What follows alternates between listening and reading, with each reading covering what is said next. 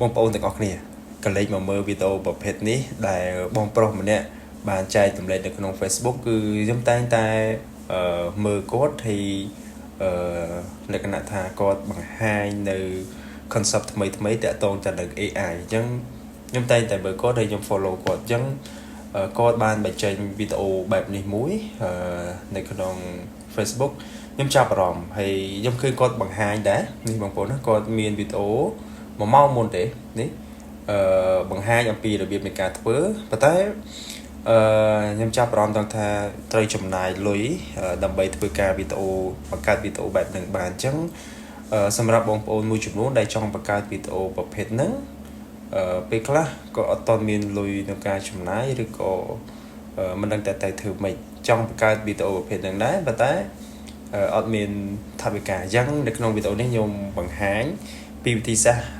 បង្កើតវីដេអូដោយបងប្រុសប៉ុន្តែយើងប្រើជារបស់ free វិញណាហ្នឹងហើយអូខេអញ្ចឹងបងប្អូនអាចចូលទៅក្នុង Facebook របស់គាត់ទៅខ្ញុំតែងតែមើលការបង្ហាញរបស់គាត់រៀងរាល់ថ្ងៃរៀងរាល់ពេលណាគឺការចែករំលែករបស់គាត់គឺល្អហើយគឺល្អមែនទេគឺតាក់ទងទៅនឹងការ training AI គឺបង្ហាញរបស់គាត់គឺអែមលយគឺគាត់ professional មែនទេអញ្ចឹងអូខេឥឡូវយើងទៅមើលវិធីសាស្ត្រនៃការបង្កើតវីដេអូឲ្យដូចដែលបងគាត់ចែករំលែកហ្នឹងហើយជំរាបសួរក្រសួងសុខាភិបាលបានអំពាវនាវនិងដាក់ចេញវិធានការបង្ការទប់ស្កាត់ជំងឺគ្រុនឈាមជាពិសេសក្នុងរដូវវស្សានេះដោយណែនាំឲ្យប្រជាពលរដ្ឋសម្អាតបរិស្ថានជុំវិញខ្លួនព្រមទាំងកម្ចាត់ជម្រកមូសខ្ញុំចូលមកក្នុង website Google AI Studio នេះដើម្បីធ្វើការបង្កើតចេញជាអត្ថបទហើយខ្ញុំក៏ធ្វើតាមគាត់ដែរខ្ញុំធ្វើតាមបងប្រុសរហូតមកអូខេហើយនេះគឺខ្ញុំទៅសេក៏បន្ថែមពាក្យតិចតួចសម្រាប់ឲ្យមានអត្ថន័យផ្សេងគ្នាទៅណាកុំឲ្យថាដូចគ្នាពេកហ្នឹងហើយយ៉ាងតមកខ្ញុំចុច run យ៉ាងបងប្អូនអាចប្រើប្រាស់ជាមួយនឹង website ផ្សេងក៏បានឬក៏បង្កើតជាប្រភេទនៅក្នុង website Google AI Studio នេះក៏បានដែរដែលល្អខ្លាំងហើយមានការ update ឲ្យអាចប្រើប្រាស់ជាភាសាខ្មែរក៏បានជាភាសាអង់គ្លេសក៏បានដែរហ្នឹងហើយអត់មានអីលំបាកទេណាស្រួលសម្រាប់បងប្អូនដែលមិនចេះអង់គ្លេសក៏អាចធ្វើបានដែរហ្នឹងហើយអូខេអញ្ចឹងរួចរាល់ហើយនេះហ្នឹងហើយនេះគឺជាការបើកកម្មវិធីហើយនេះគឺជាព័ត៌មានណាអូខេនេះគឺជាអញ្ចឹងខ្ញុំនេះមកខ្ញុំ copy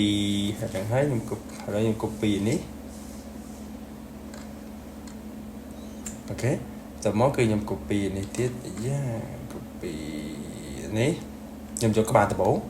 តមកខ្ញុំ copy នេះអូខេខ្ញុំយកតបទី1តែម្ដងអញ្ចឹងយើងចាប់ផ្ដើមបង្កើតឬក៏ធ្វើការ generate ចេញជា voice over ទាំងអស់គ្នាអញ្ចឹងខ្ញុំចូលមកកន្លែងនេះ media generate media នេះអូខេតមកគឺវាមាន tool ឬក៏មុខងារច្រើនសម្រាប់ឲ្យបងប្អូនធ្វើការដែលមានការ update ច្រើនមែនទែនសម្រាប់ Google នេះហ្នឹងហើយខ្លាំងមែនទែនអញ្ចឹងបន្តមកបងប្អូនចុចមកកន្លែងនេះ Gemini speed ណា generation អូខេតមកគឺបងប្អូនកន្លែង model នេះណា model នេះគឺបងប្អូនយក single speaker ណាបើសិនបើយកមកទីមានន័យថាយើងជាធ្វើជា podcast ហ្នឹងហើយប៉ុន្តែយើងយក single នេះបន្តមកយើងផាសចូលមកណាផាសចូលបន្តមកគឺយើងចាប់ផ្ដើមធ្វើការរើសប្រភេទ voice ណាអញ្ចឹងបងប្អូនឆ្លាញ់ voice ណាយកមួយហ្នឹងទៅណាឥឡូវខ្ញុំស្ដាប់ voice ទីសិនតើ voice មួយណាដែលអាចថាបរិះឬក៏អាចទទួលយកបានអូខេបងប្អូនទាំងគ្នាខ្ញុំយកសំឡេងមួយនេះឬក៏បងប្អូនយកខាងក្រោមនេះក៏បានដែរណា certificate នេះក៏បានដែរអូខេខ្ញុំយកនេះទៅក៏ដូចតែគ្នាដែរហ្នឹងអូខេនេះដែរនេះបន្តមកគឺយើងចាប់ផ្ដើមធ្វើការ run ទាំងអស់គ្នាតែម្ដងយើងចុច run នេះអូខេបងប្អូនយើង generate រួចរាល់ប៉ុន្តែមានកន្លែងខ្លះក៏ឲ្យយើង download កន្លែងខ្លះអត់បង្ហាញកន្លែង download ទេតើត្រូវយើងត្រូវធ្វើម៉េចដើម្បីធ្វើការ download សំឡេងនឹងបានអញ្ចឹងបងប្អូន click ខាងស្ដាំតមកបងប្អូនយក save audio ទៅណា save audio អញ្ចឹងដើម្បីបង្ហាញបងប្អូនអ្នកគ្នាទេពេលខ្លះក៏មានកន្លែងសម្រាប់ឲ្យយើង download អញ្ចឹងណាហ្នឹងហើយបើអត់មានទេធ្វើតាមខ្ញុំអូខេបងប្អូនអ្នកគ្នាបន្ទាប់ពីយើងបានសំឡេងហើយចំណុចបន្ទាប់យើងធ្វើការបង្កើតចេញជារូបភាពទាំងអស់គ្នាតែម្ដងអញ្ចឹងខ្ញុំមាន prompt បែបនេះអូខេខ្ញុំ copy prompt តមកគឺខ្ញុំចូលមកក្នុង website Google នេះគឺ ImageFX គឺល្អសម្រាប់ធ្វើការ generate ខ្ញុំផាសអូខេ តមកគឺបងប្អូនទាំងគ្នាយើងជ្រើសរើសកន្លែងនេះយើងជ្រើសរើសប្រភេទបែប picture អូខេហើយ best quality ខ្ញុំអត់ត្រូវការជ្រើសរើសកំណត់អីទៀតទេអូខេបន្ទាប់មកគឺយើងចាប់ដើមខ្ញុំចុច generate ឬយើងចុច create តែម្ដងបងប្អូនទាំងអស់គ្នាកន្លែងមើលរូបដែលយើងបាន generate គឺបែបនេះបងប្អូនណាស្អាតដែរតំណងណាឃើញទេតំណងមែនតើតើបងប្អូនស្រឡាញ់រូបមួយណាអូខេបែបនេះឬក៏បែបនេះអាស្រ័យទៅលើបងប្អូនទាំងគ្នាឧទាហរណ៍ខ្ញុំយករូបនេះមួយអូខេខ្ញុំយករូបនេះមួយទៀតហ្នឹងហើយក្នុងករណីដែលយើងមិនស្រឡាញ់ទេបងប្អូនទាំងអស់គ្នាចុច create បន្តទៀតណាចុច create ទៀតទៅយើងវានឹងចាប់ផ្ដើមបង្កើតរូបថ្មី model ថ្មីឲ្យយើងបន្តទៀតដែលបង្កើតតតែយើងពេញចិត្តឬក៏យើងអាចយកទៅប្រាស់បានបងប្អូនទាំងគ្នាបន្តពីយើងបង្កើតimage រួចរាល់ហើយនឹងបង្កើតចេញជា audio រួចរាល់អូខេអញ្ចឹងយើងចាប់ផ្ដើមបង្កើតចេញជាវីដេអូទាំងអស់គ្នាតែម្ដងអញ្ចឹង website គឺមាន2សម្រាប់ចែករំលែកបងប្អូនទាំងគ្នាទី1គឺ Dreamfest ទី2គឺ Hendra ជាប្រភេទ website free ល្អសម្រាប់ធ្វើការ generate ហើយយើងបានដូចជា Hendra នេះគឺបាន720ដែរល្អអូខេអញ្ចឹងខ្ញុំចាប់ទាញសម្លេង upload សម្លេងដែលយើងធ្វើការ generate អំបញ្ញមិញហ្នឹងចូលដោយសម្លេងនេះវាវែងពេកអញ្ចឹងវាកំណត់តែត្រឹម20 second ទេអូខេអញ្ចឹងយើងយកត្រឹម20 second ទេអូខេបន្តមកយើងចុច add to video បន្តមកយើងចាប់ផ្ដើម upload រូបរបស់យើងចូលបន្តមកកន្លែងនេះគឺយើងជ្រើសរើសប្រភេទ style picture អូខេកន្លែងនេះយើង720ហ្នឹងហើយអូខេបន្តមកគឺយើងទៅសេកន្លែងនេះតិចគឺអូខេយើងទៅសេតែប៉ុណ្ណេះតិចទៅ lip sync បន្តមកគឺយើងចាប់ផ្ដើមចុចនេះខាងលើអូខេកន្លែងនេះយើងយក continue អូខេកំពុងតែដើរអញ្ចឹងយើងធ្វើការរងចាំបន្តិចសិនបងប្អូនអរគ្នាយើងមកធ្វើនៅក្នុង website Dreamfest ម្ដងគឺជា website មួយល្អដូចគ្នាក្នុងការ generate អូខេយើងខ្ញុំចាប់ទាញឬក៏ upload រូបរបស់យើងចូលអូខេខ្ញុំចុចខ្វែង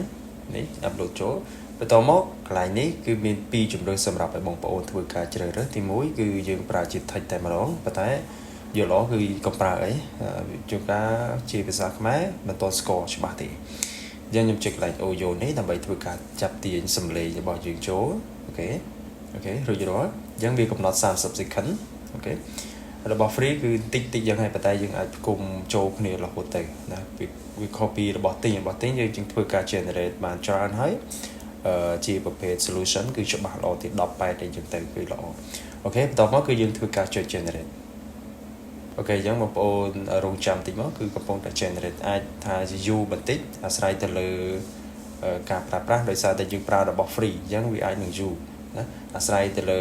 ជាក់ស្ដែងដែលយើងធ្វើហ្នឹងហើយបងប្អូនអរគ្នាយើងមកមើលលទ្ធផលរបស់យើងវិញគឺបែបនេះបងប្អូនណាគឺសម្រាប់ Dreamfest គឺបែបនេះឃើញទេមានច្រើនណាអានបែបនេះប៉ុន្តែវាជាប់ watermark ប៉ុន្តែកន្លែងនេះអត់ភ័យទេយើងប្រើជាមួយនឹង